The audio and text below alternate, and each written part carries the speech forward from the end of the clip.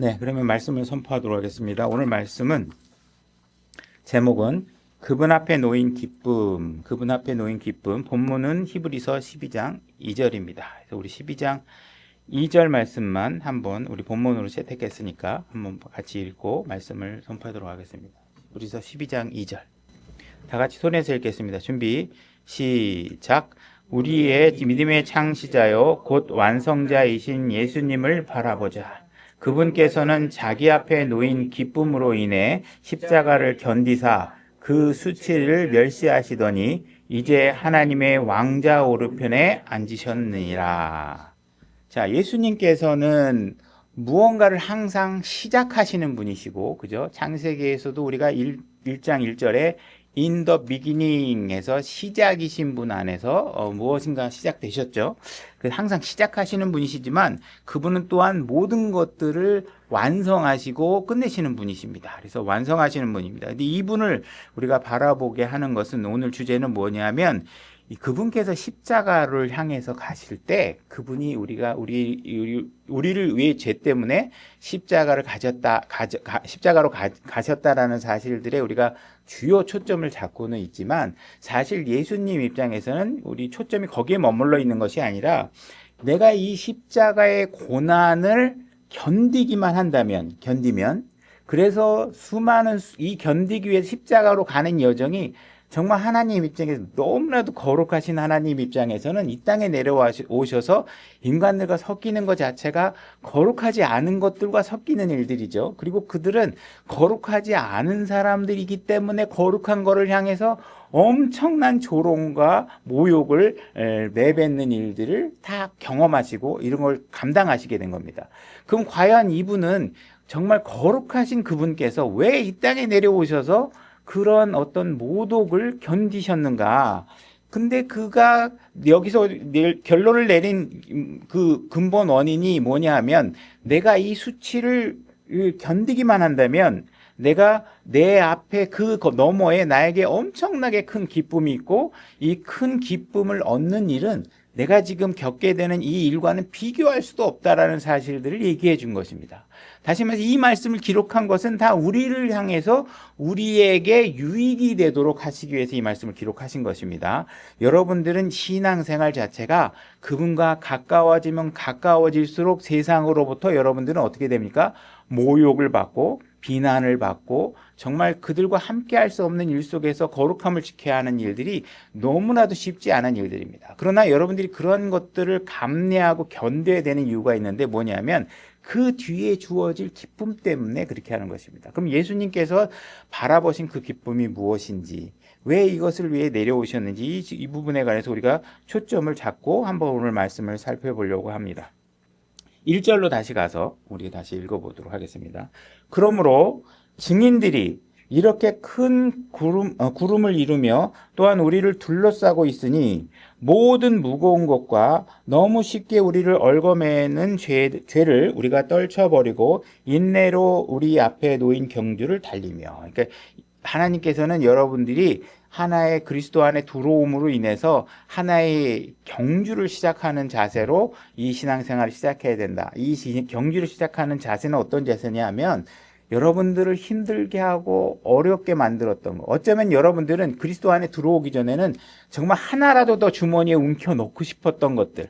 그래서 여러분 안에 몸 안에 주머니 안에 뒷주머니에 포켓에 잔뜩 들어있던 것들, 그런 것들을 예수님을 향해서 걷기 시작하는 순간 여러분들은 어떻게 하셔야 되냐? 이 경주에 몰입하기 위해서 어떻게 해요? 그 모든 것들을 다 내려놓으라고 얘기하고 있는 거예요. 그러니까 여러분들의 신앙생활은 무엇이냐? 여러분들은 여러분의 삶의 모든 것을 바쳐서 헌신해서 오직 이 경기에 이길 수 있도록 여러분의 삶을 최적화하라고 하나님께서 요구하고 계시는 거예요. 근데 우리는 대부분 다 그렇게 못하죠. 정답은 다 알고 있습니다. 몰라서 못하는 건 아니에요. 근데 그 경계가 무엇인지, 그렇게 하는 것이 진짜 내 삶에서는 어떻게 하는 것인지를 실제로는 잘 모르는 경우가 많습니다. 그래서 마치 하나님을 위해서 교회를 안 나옵니다. 그죠? 이게 뭔가 뒤집어진 상황들을 만들면서 하나님을 위해서 잠시 떠나 있고, 그죠? 자식이 죽건 나에게 위험이 생기면 일단 내 문제를 해결하기 위해서 주님 잠깐만요. 내가 이 문제 좀 목사님 이 문제 좀 다 해결하면 교회 나갈 거예요. 제가 너무 요즘 힘들어서 못 나와요. 이 거꾸로 된 거예요. 그죠? 여러분들이 세상을 살다가 고난이 닥쳤을 때 그 문제를 어디도 해결할 수 없는 그 문제들을 하나님 앞에 나와서 그 해답을 구하고 그분이 제시하는 해답으로 여러분들의 삶을 최적화시키고 여러분의 삶을 변화시켜야 되는데 사람들은 그 경주를 그냥 한쪽 발가락만 걸치고 그 한쪽 발가락만 거쳐도 좋을 것 같은데 대부분 발톱도 안 건치는 생활을 한다는 생각이 들 때가 많습니다. 여러분들 정말 교회는 그냥 하나의 장식품으로 생각하면서 교회를 다니는 분들이 엄청 많다는 거예요. 근데 지금 이 1절의 말씀은 뭐예요? 우리가 우리의 삶을 얽어매고 있는 모든 것들, 거룩하지 않은 모든 것들을 다 떨어져 버리고 인내로, 그죠? 이게 쉽지 않다라는 거예요. 그러니까 교회 오면 하나님 믿으면 내 삶이 막 저절로 행복해지고 하나님 믿으면 모든 게 값져지고 막 이렇게 막 내 피부에 육신적으로 느낄 수 있는 게 있다고 얘기하는 게 아닙니다. 힘듭니다. 왜? 그분이 걸었던 그 길을 걸어야 되니까. 그분이 보여줬던 삶, 바울이 보여줬던 삶이 우리가 걸어가야 될 길들입니다. 근데 그렇게 걸으면 어떻게 얘기하고 있어요? 이 세상과 결별하고 그 뒤에 너머에 엄청난 기쁨이 우리가 있고 그거를 발견해내야 오늘의 이 삶을 내가 견딜 수 있다라고 얘기하고 있는 거예요. 그러니까 우리가 그런 걸 발견하지 않고 교회 나갔더니 너무 행복해요. 좋아요. 기분 좋아요. 목사님이 나한테 잘해줘요. 옆에 있는 사람이 잘해줘요. 이게 중요한 게 아니에요. 말씀에서 내가 무언가 발견해냈다. 이 교회를 갔더니 정말 하나님의 말씀을 통해서 내가 전에 발견하지 못한 값진 것들을 발견했다. 아, 내가 이것을 위해서 내가 힘든 거를 참 견뎌내야 되겠구나. 그걸 발견하셔야 돼요. 그게 중요한 거예요. 그게 아니면 여러분들이 육신적인 만족을 갖고 교회를 찾으시면 안 됩니다. 그죠? 2절 우리 믿음의 창시자요 또 완성자이신 예수님을 바라보자. 그분께서는 자기 앞에 놓인 기쁨으로 인해 십자가를 견디사 그 수치를 멸시하시더니 이제 하나님의 왕자 오른편에 앉으셨느니라. 수치를 멸시하셨다 이 말은 이 표현이 뭐냐면 다 이해하시겠지만 물론 높아심에서 얘기하면 나는 수치라는 거는 그냥 별것도 아닌 거야. 아 이까짓 거 이게 뭐라고 내가 하나님께서 나에게 주식으로 약속한 걸 받는데 방해가 되게 만들겠어. 이거 아무것도 아니야. 이렇게 여기셨다는 거예요. 그러니까 멸시하셨다는 얘기는 그 수치를 가소롭게 여기셨다는 거예요. 그래서 예수님께서는 지금 그 십자가의 고난을 견디셨다. 이 사실을 얘기하고 수치심을 멸시하셨다. 그래서 이것은 육체적인 고통뿐만 아니라 예를 들어서 손에 못이 박히고 뭐 발에 못이 박히고 뭐 채찍을 맞고 이런 육체적인 고통뿐만 아니라 정신적인 모멸감, 그죠? 감정적 고통 이런 것들까지도 다 견디셨다. 이 얘기를 하는 것이에요. 그러니까 우리가 정말 그 싸움 같은 게 일어나거나 누군가에게 복수를 하고 싶은 생각이 들 때는 사실은 누군가가 내 재산을 훔쳐갈 때보다 우리가 어느 때 그런 복수심을 부타냐면 내가 모멸감을 느꼈을 때, 내가 뭔가 나를 무시하고 그랬을 때 우리는 그걸 못 견딥니다. 그래서 뭐 아싸리 내 거를 뭐 하나 볼펜 훔쳐갔어. 내가 갖고 있는 거 가방 훔쳐갔어. 그럼 아유 없어서 그랬나 보지. 뭐 그냥 잊어버리자. 이렇게 다 되는데 저 사람 저거 말이야 알고 봤더니 그냥 그지 같은 인간이라고 막 나를 이렇게 모욕하잖아요. 그럼 그거 못 참는 거예요. 그죠? 이런 정신적인 고통을 다 견디셨다는 거예요. 그래서 예수님께서 이 사실을 얘기하고 있는 건 지금 이분이 우리가 한번 생각해 보시면 이분이 원래 이 땅에 오기 전에 어떤 상태에 놓여 있는가 한번 우리가 생각해 보실 필요가 있어요. 이분은 이 땅에 오시기 전에는 어떤 상태였냐면 이미 그분은 천사들과 스랍들과 그룹들에게 모든 찬양을 받았던 분이십니다. 이분은 그죠? 이 세상 모든 창조물로부터 영광과 존귀함을 받으셨던 분이에요. 그래서 그분이 떠나기 전에는 주님이 영광스러운 자리에 있었고 이 땅에 오셨다가 수많은 수치를 당하시다가 돌아가실 때는 어떻게 해요? 처음 상태 그대로 영광과 존귀 상태로 돌아가신 거예요. 그러면 예수님께서는 사실은 원래 이미 완벽한 찬양을 받으셨던 분이신데, 그죠? 이 땅에 오셔갖고 얻은 거라고는 원래 받았던 찬양과 존귀를 받는 자리로 돌아가신 것밖에 없는 것 같단 말이에요. 그렇다면 이분이 도대체 이 땅에 오셔갖고 별로, 결국은 보면 손해면 손해지 이득 난 게 없잖아요, 이분은. 그래서 원래 그분은 하나님 우편에 앉아 계셨고, 그죠? 근데 다시 이 땅에 거쳐서 돌아가신 자리도 하나님 우편이고, 그럼 과연 이분이 십자가를 통해서 얻게 된 게 무엇인가? 과연 이분이 이 땅에 오셔서 고통 너머와 멸시 너머에서 이분이 바라본 기쁨 자체는 무엇인가?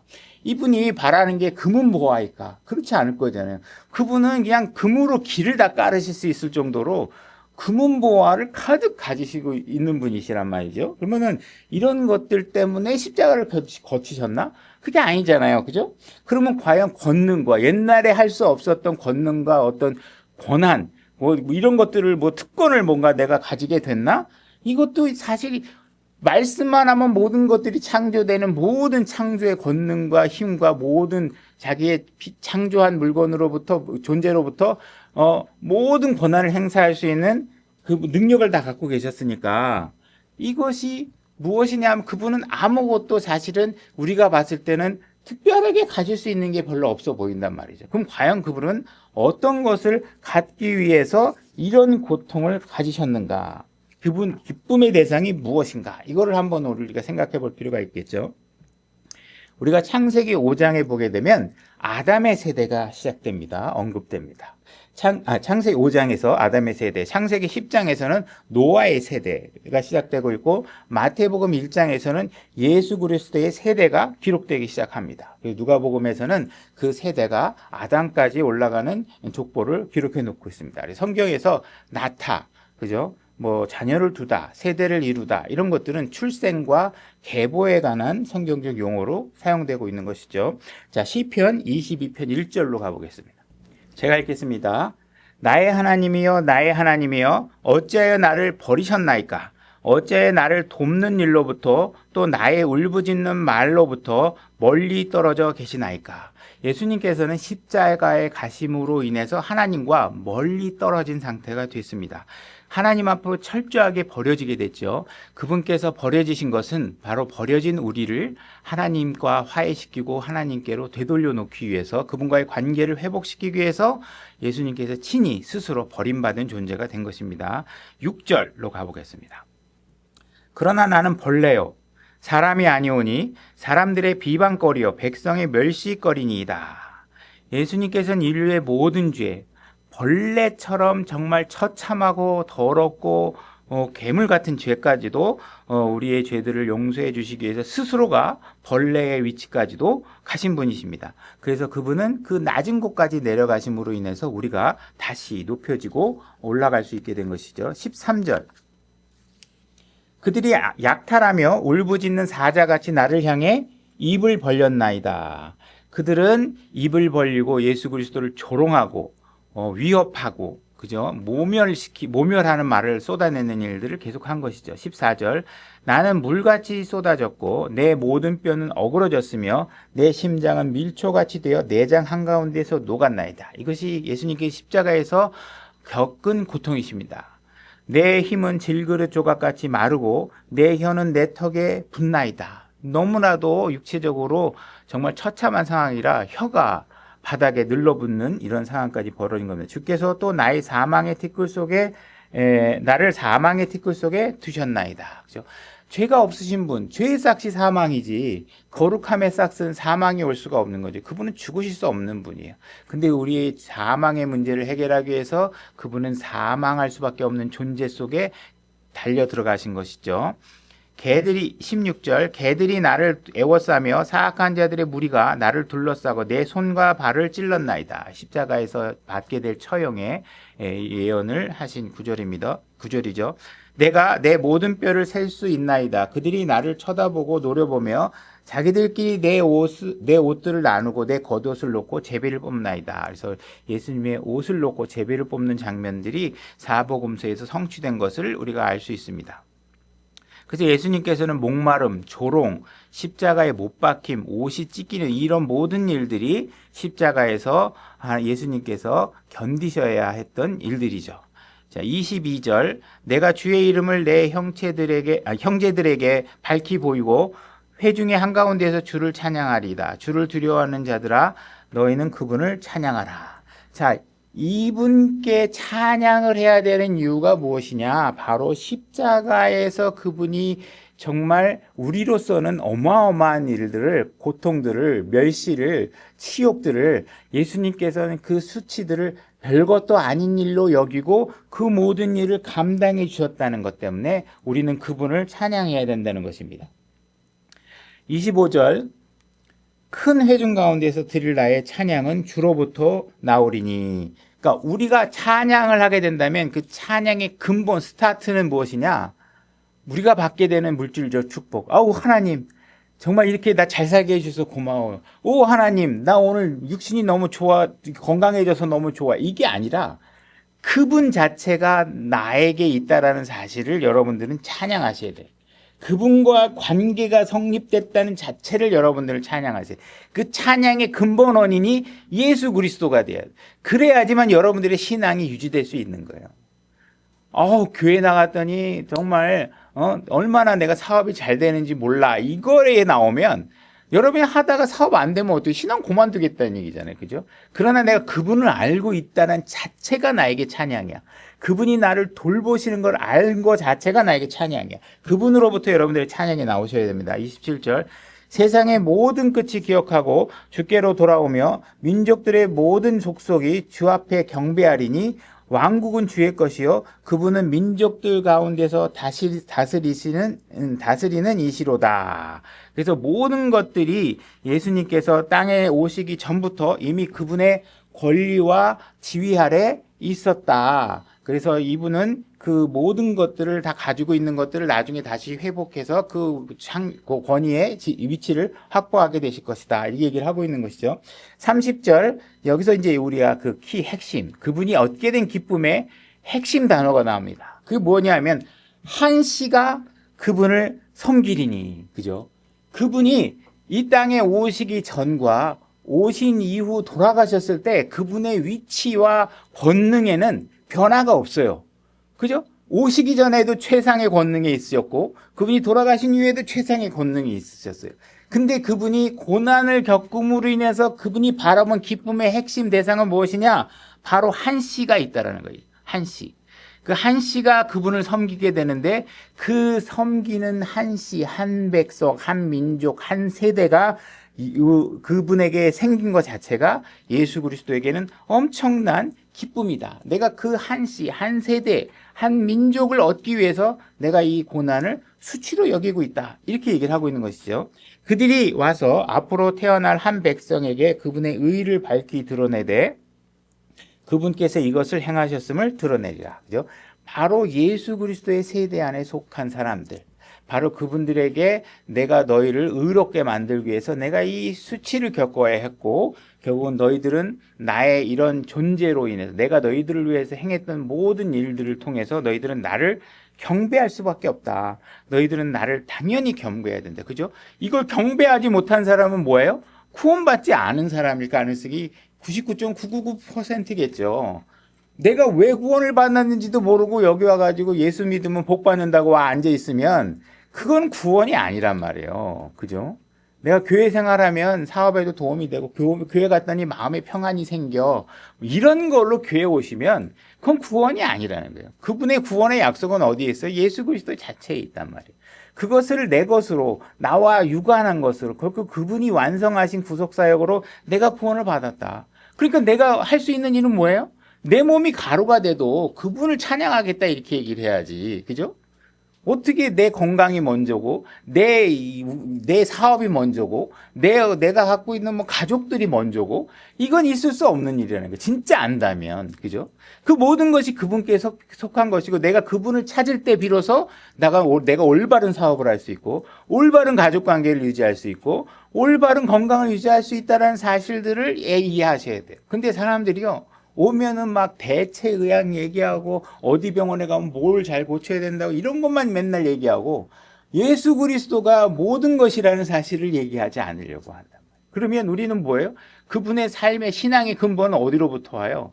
그냥 건강, 대체의학, 유명한 어떤 의사, 뭐 요즘엔 어떤 누가 신약 개발했대. 뭐 이런 거에 다 관심이 가버리면 여러분들은 지금 뭐 하고 있는 거예요? 그분을 찬양하지 못하고 있는 거고 뭐예요? 그분으로부터 얻은 생명이 무엇인지를 모르고 있거나 얻지 못했거나, 그죠? 이런 것들이 상황이 되어 있다는 것이. 그래서 그분은 하늘을 떠나실 때는 가지고 있지 않았던 영적 자녀들을 이 고난을 통해서 얻게 되셨다.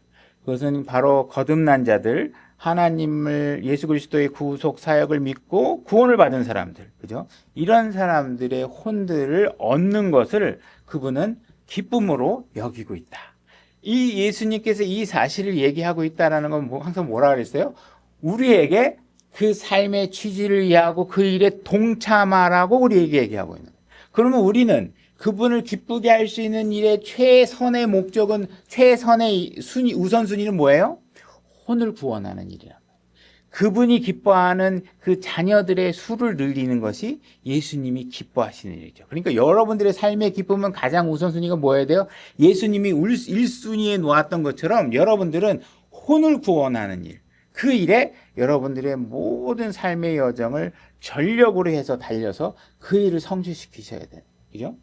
여러분들이 예수 그리스도를 믿고 말씀에 맡기면 여러분들의 삶은 자동으로 잘 되게 돼 있어요.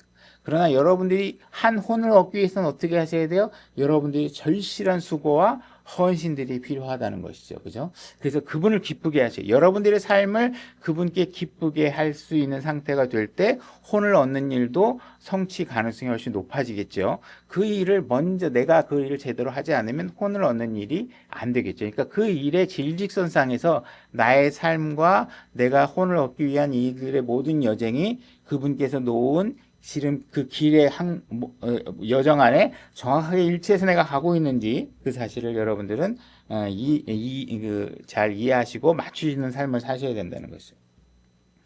그래서 예수님께서는 바로 이 혼들을 얻기 위해서 어떻게 하셨어요? 가장 낮은 곳에 가장 겸손한 모습으로 이 땅에 내려오셨다. 그렇다면 우리도 그분보다 더 겸손하고 누구로부터 정말 모멸된 얘기를 듣는다고 해도 우리는 기분 나빠하지 말아야 돼요. 왜? 예수님이 들었을 그 우리는 진짜 욕을 먹어도요, 싼 사람이에요. 욕을 먹어도 억울할 게 없어. 왜? 우리의 삶이 그래. 다 내 이기주의적이고 모든 걸 내 기준으로 판단하면서 남한테 상처되는 말을 수도 없이 나도 알게 모르게 다 하면서 산단 말이에요. 내가 살면서 아내를 기분 나쁘게 하는 일 얼마나 많이 있었겠어요. 그죠? 여러분들이 자녀들을 가르친다고는 하지만 인간적인 욕정이 앞서서 자녀들에게 비인격적인 말을 한 적도 많이 있을 거란 말이에요. 이런 것들 때문에 우리는 누구로부터 모욕을 받는다고 해도 기분 나빠하면 안 돼요. 우리는 예수 그리스도를 생각하면 모든 것도 감사함. 왜? 우리는 이미 영원한 것, 소망, 기쁨을 다 확보하시는 분이기 때문에 우리가 이런 겸손한 자세를 가지고 우리가 깊은 동기부여를 받아서 그분을 향한 헌신적인 삶을 열심히 하셔야 돼요. 그것이 안 되면 안 되겠죠. 그죠? 자, 우리 마가복음 8장 36절을 보겠습니다. 제가 읽겠습니다. 마가복음 8장 36절입니다. 사람이 만일 온 세상을 얻고도 자기 혼을 잃으면 그에게 무슨 유익이 있겠느냐? 사람이 무엇을 주어 자기 혼을 대신하게 하겠느냐? 그죠? 하나님께서는 제일 관심을 갖고 있는 것들은 뭐예요? 여러분들의 혼을 구원하는 것입니다. 여러분들이 이 혼을 구원하는 건 이 하나님께서 하신 일은 잠깐 며칠간 여러분들을 기분 좋게 하는 일에 매여 있는 게 아니에요. 여러분들이 영원한 삶의 방향을 완전히 틀어버리는 일들을 하고 계시는 것이죠. 그죠? 그래서 우리는 그 일을 위해서 예수님께서 무엇을 하셨는지를 안다면 나 외로워. 나를 알아주는 사람이 하나도 없어. 이런 고백을 할 필요가 없게 된다는 거예요. 왜? 이 세상에 절대 주께서 모든 것에 대한, 창조된 모든 것에 대한 창조주께서 나를 사랑하셨고, 그 사랑하는 정도가 내 이름, BTS가 내 이름 한번 불러줘서 이게 아니라, 나를 위해서, 그죠? 죽으신 거예요. 그분의 모든 생명을 바치신 것이라고. 그것을 통해서 내가 구원을 받았으니까 이게 얼마나 기쁜 일인가. 정말 소망 없이 이 세상을 살다가 정말 지옥으로 갈 수밖에 없었던 나를 그분께서 나를 건져주셨고, 이거를 하나님께서 뭐라고 그래요? 제일 큰 기쁨, 내가 십자가를 견딤으로 인해서 얻게 되는 기쁨이 바로 거기에 있다. 이 얘기를 하고 있으니까 이게 얼마나 감사한 일이라는 것이죠. 예수님께서는 과연 그러면 이 땅에 내려오실 때 그러면 외로워서 정말 그러셨을까? 어? 그건 아니잖아요. 이 예수님께서는 이미 모든 헤아릴 수 없는 창조물로부터 경배를 받고 칭송을 받고 계셨던 분이에요. 그러니까 무슨 외롭다라는 자체, 우리가 없으면 외로우실 거야, 이런 것 때문에 하신 게 아니죠. 만약에 무슨 사랑이 부족해서, 이분은 자기 아버지와 완벽한 사랑을 나누고 계셨던 분이에요. 하나님께서도 자기 아들을 보시면서 내 사랑하는 아들이라고 얘기했고, 눈동자와 같다 그랬고, 가장 귀한 분으로 불리셨던 분이시죠. 그러니까 이분은 사랑이 갈급해서 그렇게 하신 것이 아니라는 것이죠. 이분은 하나님과 완벽한 교제를 이뤘기 때문에 그건 이유가 아니고, 이 땅에 지금 죽어가고 있는 죄로 향해서 치닫고 있는 인간들을 향해서 저들을 어떻게 하면 구원할 수 있을까? 그들을 구원할 수 있는 유일한 방법은 무엇일까 했을 때 아버지께서 아들에게 그 유일한 방법은 내가 저들을 위해서 죄값을 치르기 위해 죽는 것밖에 없다. 그랬을 때 예수님께서는 그렇다면 내가 그들을 위해서 그들에게 사랑을 받는 게 아니라 그분 자체가 사랑이시기 때문에 그 우리가 지옥의 멸망으로 다가가는 우리를 참아 보실 수 없으셨고 우리를 생명으로 인도하시기 위해서 그분은 모든 것들을 자발적으로 손을 들고 아버지 제가 하겠습니다. 이렇게 해서 우리 이 땅에 내려오시게 된다는 거예요. 그래서 결국은 그분의 사랑을 위해서 우리가 생명을 얻게 되고 영원한 생명을 얻고 예수 그리스도와 더불어 함께하는 영혼을 우리가 소유할 수 있게 됐다는 거예요. 이거는 구원받는 순간에 완전히 픽스드 확정된 거예요. 완전히 확정된 것이죠. 그러니까 이게 얼마나 감사한 일인가. 그분이 십자가로 간 일이 얼마나 고마운 일인가. 이 사실을 여러분들이 이해하셔야 돼요. 이걸 이해하지 못하고 교회에 잘 나오셔야 돼요. 교회에 헌금도 하셔야 돼요. 교회에 시간도 투자해서 그러면 아우 이 교회는 너무 많은 걸 원하는 것 같아. 나 바빠 죽겠는데 요즘 살기도 바빠 죽겠는데 뭘 교회를 나와. 그런 마음이 내 안에 든다. 그러면 그건 뭐예요? 그분이 얻고 소유한 게 뭔지를 모르는 거예요. 그거를 이해 못하는 거예요. 에베소서 1장 7절입니다. 하나님께서 이 일을 하신 이유는 이게 즉흥적으로 생긴 일이 아니죠. 이미 벌써 창세 전부터 이미 계획하시고 하신 일입니다. 에베소서 1장 7절입니다. 그 사랑하는 자 안에서 우리가 그분의 풍성한 은혜에 따라 그분의 피를 통해 구속, 즉 죄들의 용서를 받았도다. 그 은혜 안에서 그분께서 우리에게 모든 지혜와 분별을 넘치게 하사 친히 자신 속에서 작정하신 자신의 선하신 기쁨에 따라, 그러니까 이분은 이 모든 것들을 이미 계획하고 마음에 굳게 생각하고 계셨던 것입니다. 이미 마음을 먹고 계셨던 거예요. 선하신 기쁨에 따라 자신의 뜻의 신비를 우리에게 알려주셨느니라. 그래서 그분께서는 이런 일들을 하셨고 왜 나를 믿어야 되는지 내가 어떤 일을 해놨는지를 우리에게 알려주신 이건 굉장히 신비로운 방법이에요. 이게 마귀들도 차마 예수님께서 이 방법으로 인류를 구원할 것이라고는 생각지도 못했던 방법. 근데 그 방법을 취하시고 우리에게 그 방법을 구약에서 계시해 놓고 신약에서 성취하시면서 정말 그 모든 것들을 드러내서 우리에게 알려주셨던 것. 이것이 바로 그분이 구원에 관한 마음이셨다. 그래서 그분께서 이런 자신이 얻고자 하는 기쁨의 성취를 위한 계획들을 차곡차곡 해 나가셨다.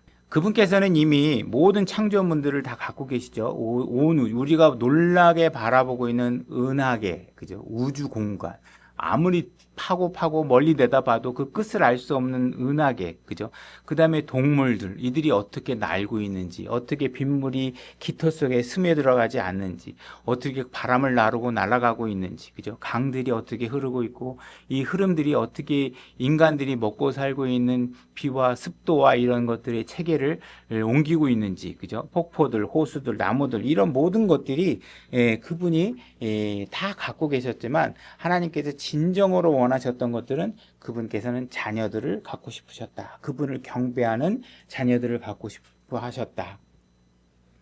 그래서 하나님께서는 자발적으로 그 내 소식을 듣고 그분의 생명 안에 들어와서 영원히 그분을 찬송하는 자녀들을 갖고 싶었다. 이게 바로 예수님께서 십자가를 통해서 그분이 얻고자 하는 기쁨이셨다. 이 얘기를 하고 있는 것입니다. 10절 이것은 충만한 때의 경륜 안에서 친히 모든 것, 즉 에베소서 1장 10절입니다. 모든 것 즉 하늘에 있는 것들과 땅에 있는 것들과 그리스도 안에서 곧 그분 안에서 다 함께 하나로 모으려 하심이라. 모든 것을 자신이 뜻하신 계획대로 이루시는 분의 목적에 따라 우리가 예정되어 또한 그분 안에서 상속유업을 얻었으니 이것은 먼저 그리스도를 신뢰한 우리가 그분의 영광을 찬양하게 하려 함이라. 그죠? 이 성경에는 우리가 영원한 세계 속에서 어떻게 살게 될 것인가에 대한 이야기는 거의 없습니다. 아주 조금씩 힌트를 주고 있을 뿐 그 내용들에 아주 제한적으로만 살짝 알고 있죠. 왜냐하면 이 성경의 기록 목적이 무엇이냐면 여러분들에게 언제 천년왕국 들어가, 언제 영혼의 세계에서 어떻게 되는 거야, 이런 거 알려주려고 있는 게 아니라 그분은 이 땅에서 그리스도인의 자녀가 어떻게 살아가는 것이 마땅한지에 대해서 알려주고자 하는 것이 가장 큰 목적입니다. 그래서 그것을 위해서 필요하다면 우리에게 소망이 있는 것이다. 예수님께서 어떤 방식으로 여러분들을 구원하려고 하셨다. 이런 것들에 대해서 이제 주변 설명을 하고 있을 뿐이죠. 그러나 가장 중요한 것은 여러분들이 어떻게 살아야 되는지에 대한 도움을 주시는 것입니다. 그러나 우리가 잠깐 성경이 기록하고 있는 그 영원한 세계에서 영적인 모습들을 보여주는 것들을 보게 되면 우리 계시록에 보게 되면 하나님 보좌 주변에 많은 창조물들이 있고 그들이 거룩하다, 거룩하다, 거룩하다, 전능하신 하나님 주 거룩하다, 이것을 끊임없이 외치고 있는 존재가 있다라는 것이죠. 그랬을 때 과연 이들이 많은 것들을 경배하고 찬양하고 있을 때 하나님께서는 구원받은 혼들이 그 영혼의 세계에 들어왔을 때 정말 그 천사들이나 그 창조물, 스랍들, 그룹들 이런 것들이 정말 우주 공간을 떠다니고 있었던 쉽게 왔다 갔다 하고 있던 존재들이 우리를 들어오는 걸 보면서 놀라운 모습으로 발견하게 됩니다. 와, 저들은 땅에서 정말 죄만 짓다가 별것도 없고 정말 가련하고 불쌍한 존재인데 어떻게 저들이 올라와서 주님을 찬양하기 시작하는 것입니다. 저들이 내 자녀다. 이러면서 그 창조 다른 세계에 이미 있었던 영원한 세계의 천사들과 이런 것들에게 우리를 소개하는 것이죠. 이들은 과거의 그 천사들은 과거에 한번 반역한 적도 있고, 그죠? 그들이 한번 추방된 적도 있는데, 그런 존재들 앞에 이런 아주 정말 별일 없어 보이는 인간들이 들어오면서 하나님을 찬양하기 시작하는 것입니다. 근데 그 찬양의 내용이 앞에 있는 천사들과 스랍들과 그룹이 찬양하는 것과는 질적으로 틀린 겁니다. 왜? 앞에 있는 찬양하는 존재들, 스랍들과 이들은 무엇을 찬양하냐면 그분의 권능과 능력에 대해서 찬양합니다. 이분은 말씀만 하면 모든 걸 창조하시는 분이야. 이분은 대단한 능력이 있으신 분이야. 이렇게 찬양을 하는데 하나님이 새로 데리고 온 이 정말 보잘것없는 이 존재들은 뭘 찬양하냐 하면 이분은 나를 위해서 십자가에서 죽으신 분이야. 이분은 말씀으로만 할 수 있는 일을 실제로 이 땅에 오셔서 말씀으로만 할 수 없는 일을 행해 주신 분이야. 이분은 창조물들이 손가락만 튕기면 별들이 있어라 그러면 다 있고 이 모습에 모든 천사들이 우와 위대하신 분이여 다 찬양했는데 이 인간들은 구원받은 하나님의 자녀들은 뭐를 찬양하느냐? 이분은 정말 거룩하시고 사랑이 많으신 분이야. 이분은 나를 정말 구원하기 위해서 죽기까지 희생하신 분이야. 이들은 정말 완벽히 다른 걸 찬양하는 자녀들을 두게 된 것입니다. 그죠? 이래서 그분은 바로 이것을 얻기를 원하셨던 거예요. 왕이시여, 만세, 만세, 만만세, 이런 게 아니라, 저분은 정말 내 아버지 같아. 저분은 정말 나의 사랑이야. 그분의 희생과 그분의 헌신은 나의 마음을 정말 어쩔 수 없이 그분을 찬양할 수밖에 없어. 이것은 나의 진심으로부터 나오는 것이야. 그러면서 그 권능이 아니라 그분의 인격을 찬양하고 그분의 수고하심을 찬양하는 사람들이 존재하게 됐다는 것이. 그러니까 예수님께서는 어떻게 해요? 이들로부터 그런 찬양과 영광의 경배를 받을 만한 자격이 있으시고 우리는 당연히 그분께 찬양을 할 수밖에 없는 존재가로서 살아갈 수밖에 없다는 것이죠. 우리가 이 관계를 잘 이해하지 못하면 왜 찬송가를 불러야 되는지도 잘 이해 못. 그냥 구성상 형식상 그래도 노래는 좀 해줘야지 이게 아니라 진짜 우리는 그분께 찬양을 드릴 수밖에 없는 존재라는 사실을 얘기하고 있는 것이죠. 에베소서 2장 1절로 가보겠습니다. 또 그분께서 범법과 죄들 가운데서 죽었던 너희를 살리셨도다. 이 내용을 찬양하는 것입니다. 이분이. 그러니까는 우리는 그분에게 어떤 형식적인 종교적 절차로 찬양하는 게 아니라 이것이 나에게 진짜 일어나는 일이다. 나는 죄로와 범법으로 죽을 수밖에 없는 존재인데 이거를 나를 위해서 해주셔서 나를 살리셨다. 이거에 여러분들이 가슴이 뭉클해서 나오셔야 되는데 대부분 이걸 그냥 글자로 읽고 뭐 그런가 보다 교리적으로 그러셔서 예수님이 그러셨군요. 이렇게 읽기 있으면 여러분들에게 지금 아무것도 일어나고 있지 않은 거예요. 2절 지나간 때에는 너희가 그것들 가운데서 이 세상의 행로를 따라 걸으며 공중의 권세 잡은 통치자 곧 지금 불순종의 자녀들 가운데서 활동하는 영을 따라 걸었습니다. 여러분들은 구원받기 전에는요 세상의 즐거움을 따라 걸었어요. 그게 너무 매력적으로 보이고 그것이 너무 좋아 보였어요. 그리고 교회를 선택하는데도 여러분들은 그런 기준으로 선택을 하셨어요. 그죠? 이 교회는 내가 얼마나 좋은가? 내 자녀들 데리고 오면 영어 공부 잘할 수 있을까? 이 교회에 오면은 시설이 좋은가? 이런 기준으로, 그죠? 이 교회에 오니까 목사님이 그래도 어느 박사학위는 받으셨나? 이런 것만 주로 보고 따르세요. 이게 세상의 신들이 요구하는 잘못된 기준을 여러분들의 마음에 심어놓고 거기서 생명의 말이 나오는지 나를 거룩하게 해줄 수 있는 교회인지 이거엔 별로 관심이 없어요. 그분을 기뻐하게 할 수 있는 나를 만들어줄 수 있는 교회인지에 대한 관심이 없고 여러분들은 여전히 이 불순종의 자녀들처럼 교회 생활까지도 하고 있는 사람들이 많이 있다라는 거예요. 그러니까 여러분들이 이 구원을 여러분들이 복음을 자꾸 점검하라는 건 왜 그래요? 그분이 나를 위해서 무엇을 하셨는지 잘 이해하셔야 돼요. 그게 그냥 문자로만 와 닿으면 안 돼요. 그죠? 3절 지나간 때에는 우리도 다 그들 가운데서 우리 육신의 욕심 안에서 생활하며 육신과 생각의 욕망을 이루어 다른 사람들과 같이 본래 진노의 자녀들이었으나 긍휼이 풍성하신 하나님께서 친히 우리를 사랑할 때 보여주신 자신의 크신 사랑으로 우리를 구원해 주실 때 그것은 엄청난 긍휼과 사랑이 있으셨다는 거예요. 근데 이게 뭔지 그냥 하나님은 사랑이시죠. 뭐 하나님은 긍휼이 많으시대요. 긍휼은요. 그건 우리가 원래 받아야 될 징계를 면하게 해주시는 게 긍휼이에요. 뭐 아는 건 많아.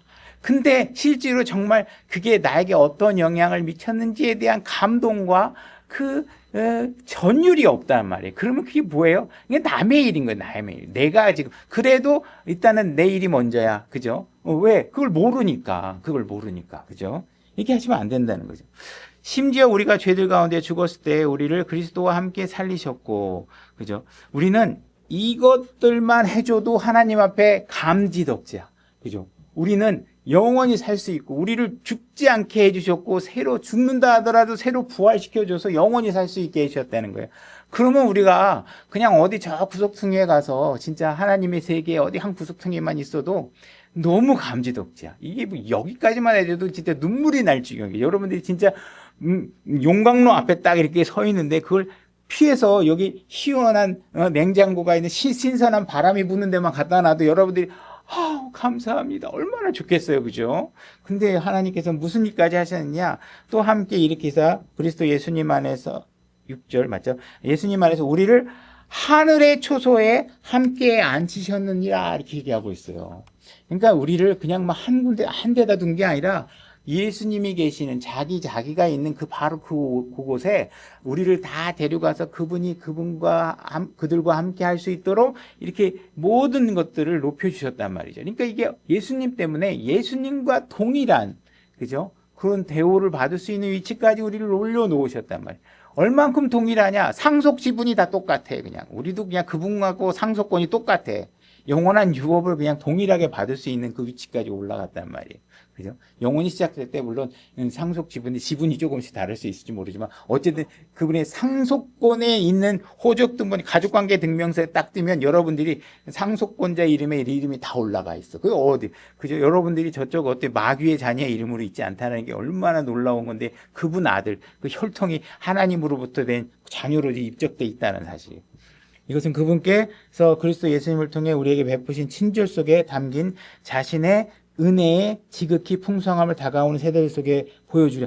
예수님께서 그렇게 하신 이유는 뭐냐면 내 찬양, 내 어떤 전지전능의 권능을 찬양받고 싶어서가 아니라는 거예요. 그 뭐 때문에 그래요? 그분의 친절, 그죠? 그분의 인격, 그죠?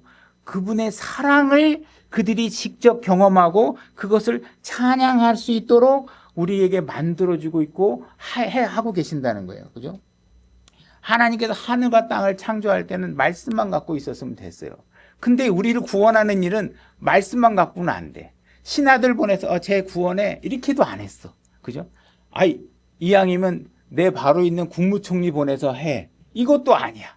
뭐예요? 하나님 자신이 직접 내려오셔서 그분이 직접 십자가로 가셔서 모든 고난과 멸시와 조롱을 받으시면서 우리를 구원하신 거예요.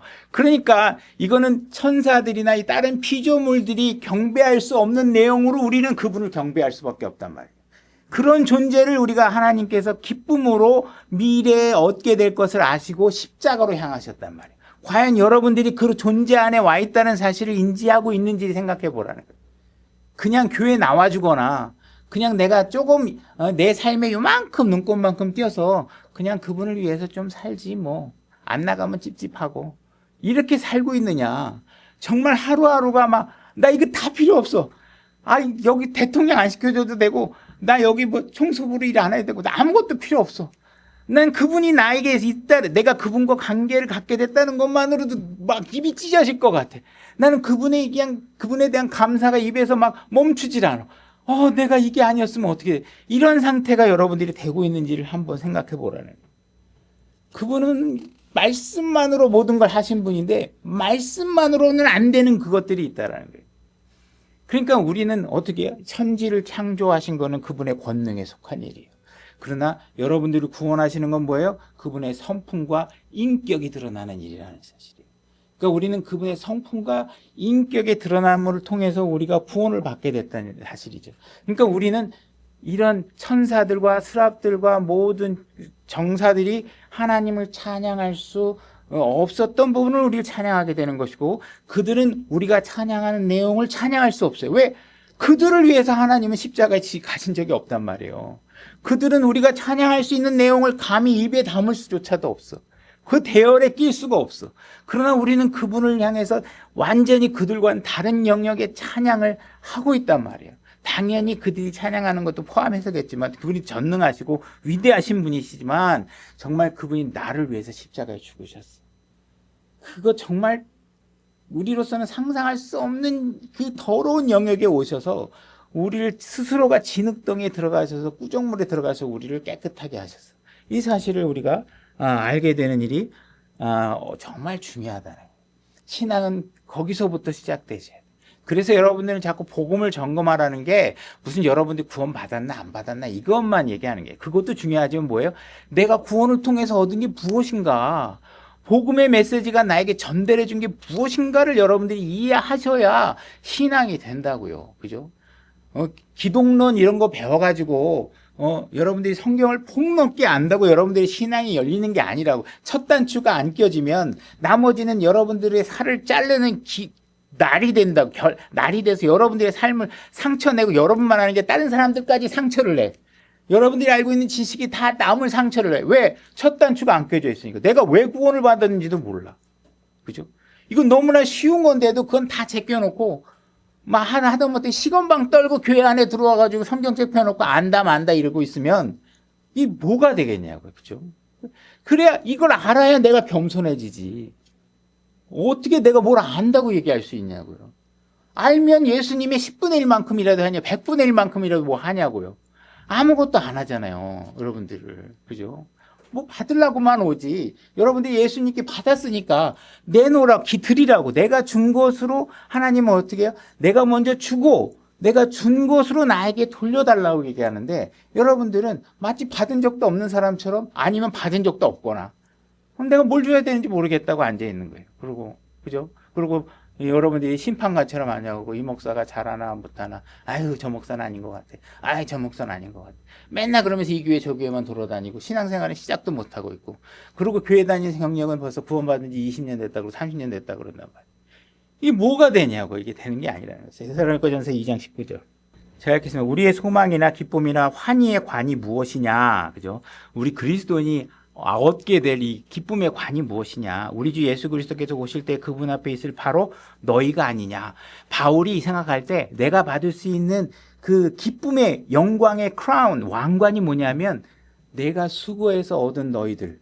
내가 내가 구원한 건 아니지만 내 수고를 통해서 예수 그리스도 안에 들어가게 너희들이 바로 나의 기쁨이다 얘기하고 있는 거예요. 그러니까 바울도 마찬가지로 예수 그리스도와 함께 그의 자신의 기쁨의 영광을 대상이 무엇이라고 얘기하고 있어요. 한 사람이라도 내가 더 구원시켜서 그들이 예수 그리스도 안에 들어오게 한 것. 이것이 바로 나의 기쁨이라고 얘기하는 것이죠. 그러니까 예수님께서도 얘기하고 있는 것이 뭐예요? 구원받은 너희들이 나의 기쁨이다. 바울도 뭐라고 그래요? 구원받은 너희들이 나에게 기쁨이다. 그것이 나의 관이 될 것이다. 이렇게 얘기하고 있는 것이죠. 그죠? 그래서 우리가 왜 사소한 육신적인 어떤 갈등, 육신적인 불편함, 그죠? 에어컨이 좀 안 나오더라도, 히터가 좀 안 들어오더라도, 왜 우리가 교회에 나와야 되고, 생명의 말씀 먹어야 되고, 그죠?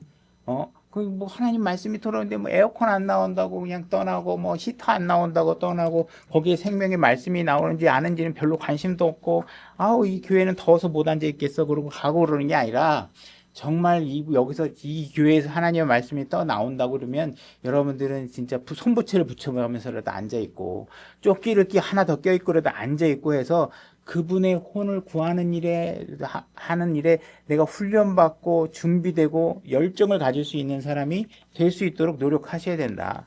누가복음 15장 4절로 가보겠습니다. 제가 읽겠습니다. 너희 중에 어떤 사람에게 양 100마리가 있는데 그가 그것들 중에 한 마리를 잃어버리면 99마리를 광야에 남겨두고 잃어버린 것을 찾을 때까지 찾아다니지 아니하겠느냐. 또 너희가 그것을 찾은지 기뻐하며 그것을 자기 어깨에 메고 이렇게 돼 있죠.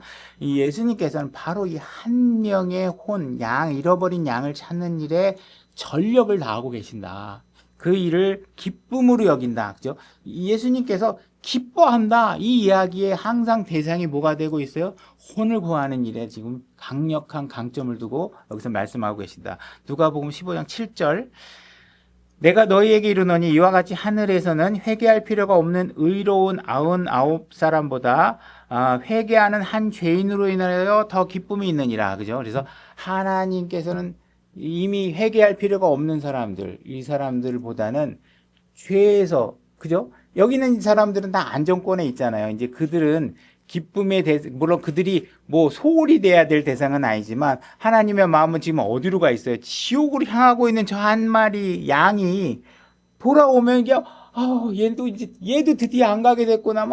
야, 형제들아, 같이 기뻐하자. 근데 얘도 이제 드디어 하나 내가 구했다. 이 기쁨이 엄청 크다는 거예요. 그죠? 이 일에 대해서, 기쁨을 갖고 있다. 기쁨의 대상이 바로 여기다. 8절. 어떤 여자에게, 드라크마 10개가 있는데, 그녀가 한 개를 잃어버리면 등잔불을 켜고 집을 쓸며 그것을 찾을 때까지 부지런히 찾지 아니하겠느냐? 또 그녀가 그것을 찾은즉 자기 친구와 이웃들을 함께 불러 이르되 나와 함께 기뻐하라. 내가 잃어버린 말을 찾아노라 하리라. 내가 너희에게 이르노니 이와 같이 회개하는 한 죄인으로 인하여 하나님의 천사들 앞에서 기쁨이 있느니라 하시니라. 그래서 한 사람의 혼을 구하는 일을 기쁨으로 계속 반복해서 얘기하고 있죠. 13절. 그 뒤 며칠이 안 되어 작은 아들이 전부 모아가지고 먼 나라로 가서 거기서 허랑방탕하게 살며 자기 재산을 허비하더니 18절.